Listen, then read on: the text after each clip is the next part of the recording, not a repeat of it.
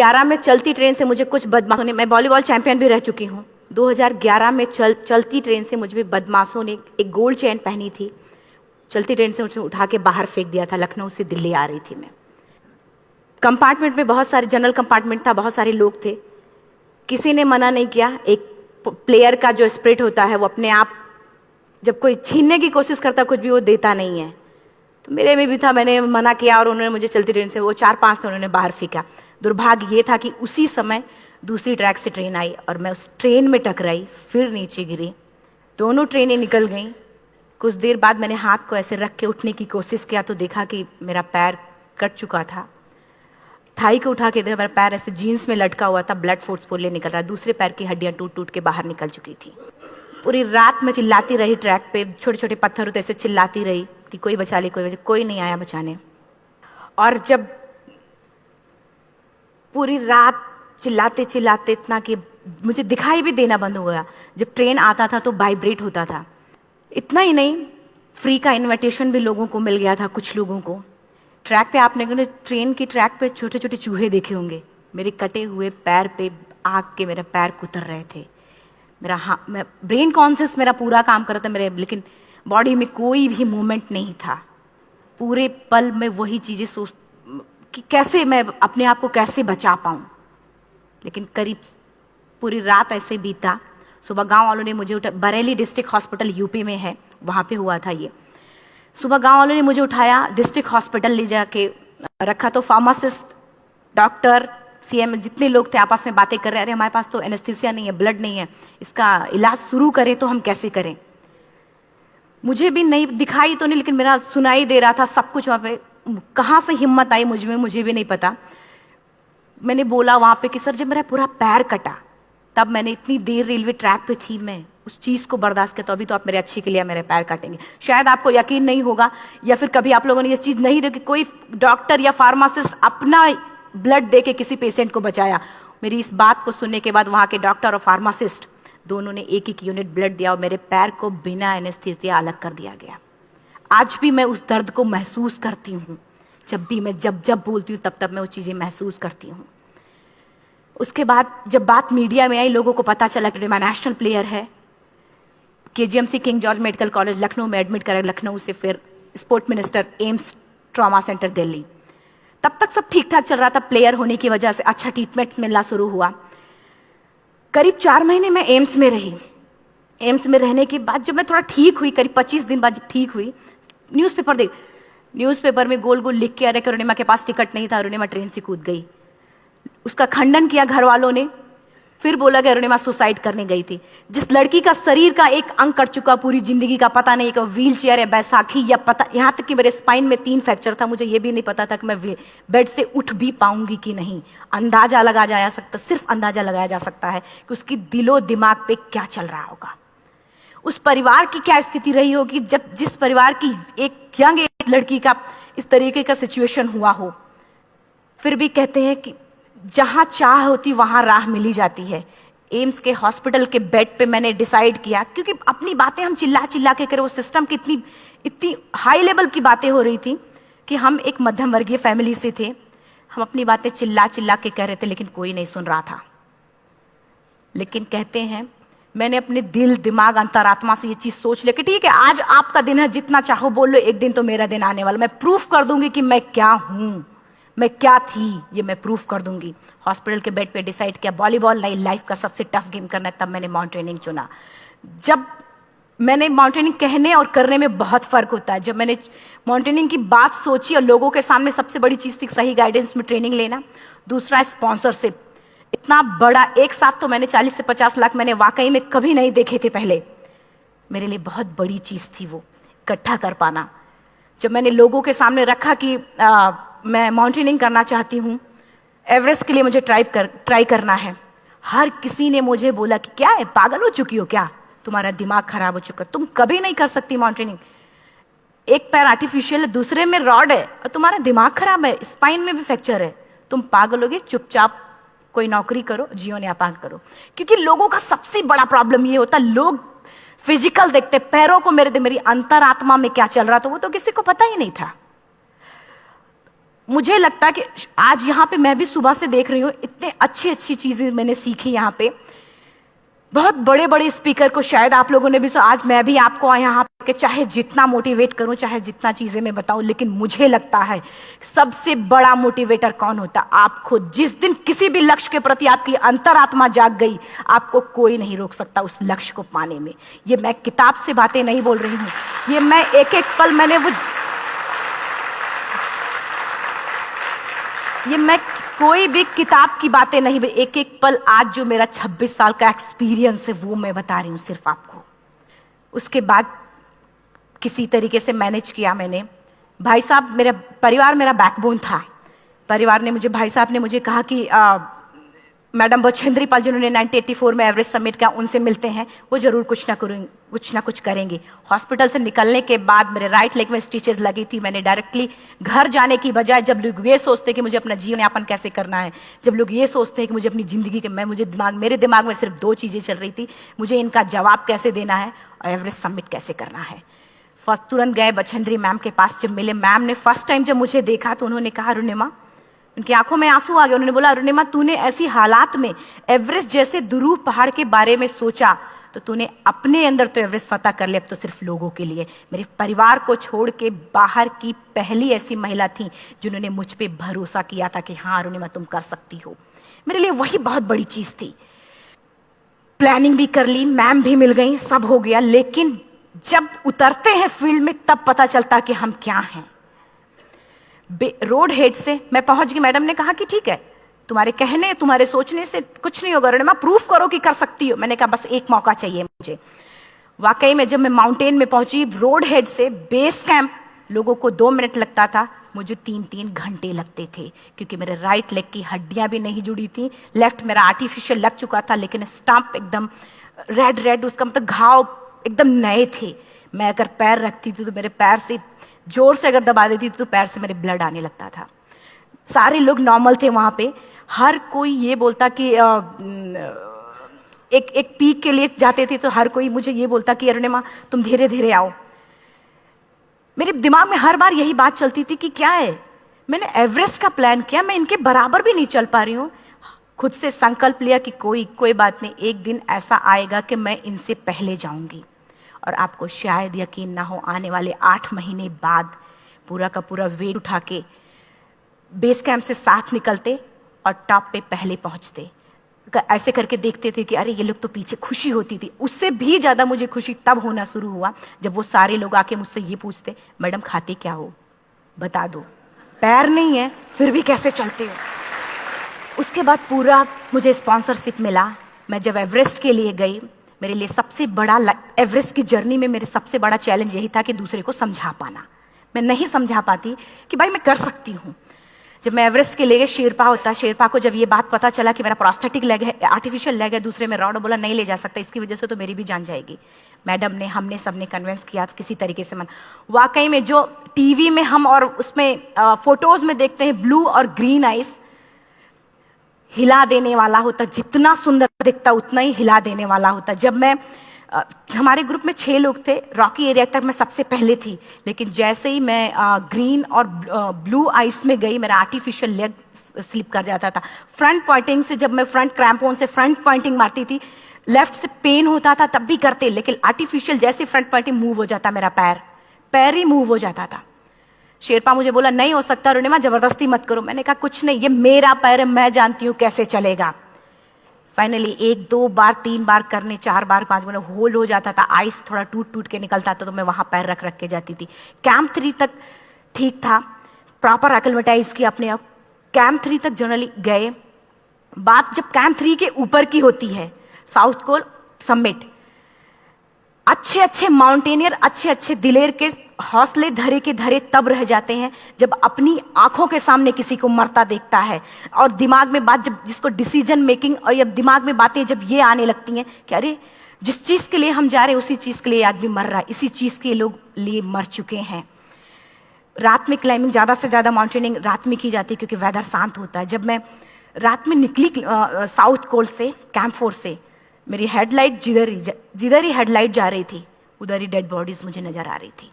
मेरे रोंगटे खड़े हो रहे थे, मुझे समझ में नहीं आ रहा था कि मैं करूं तो क्या करूं। इतना ही नहीं, मैं जिस रोप में थी उसी रोप में जब मैं आगे जा रही हूं और एक बांग्लादेशी, उनका हाथ हल्का हल्का ऐसे हिल रहा, मुंह से आवाज आ रही थी।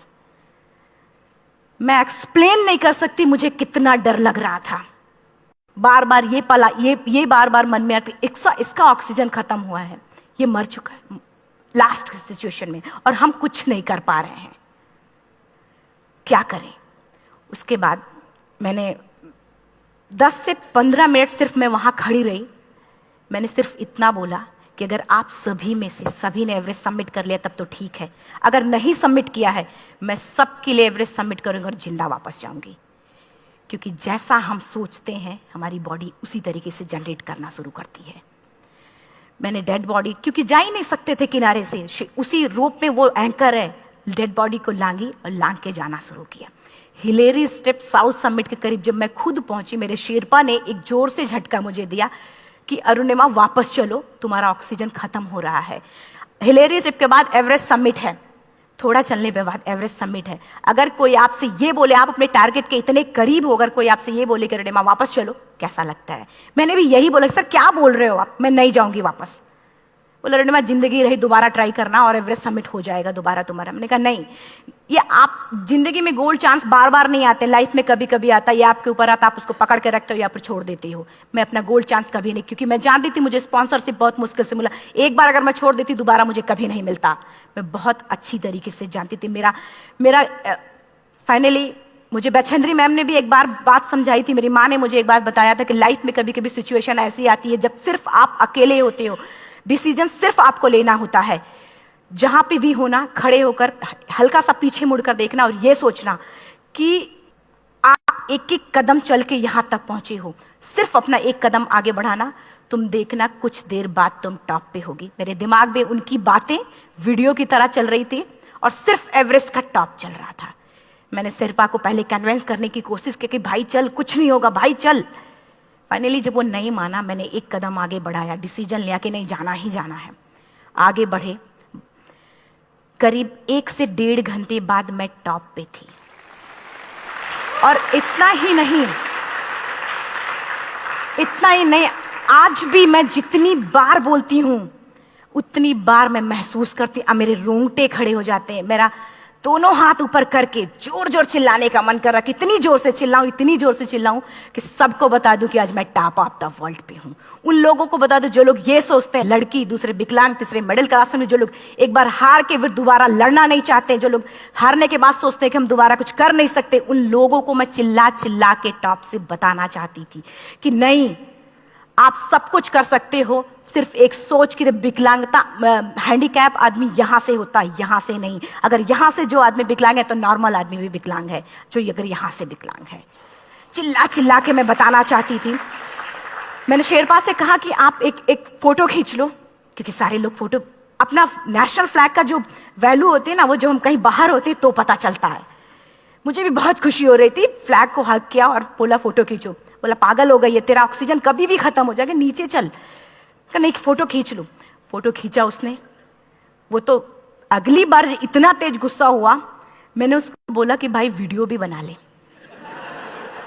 8848 की हाइट पे ऑक्सीजन खत्म हो रहा है, आज हम भी हंस रहे हैं आप लोगों के साथ क्योंकि यहाँ पूरा ऑक्सीजन है।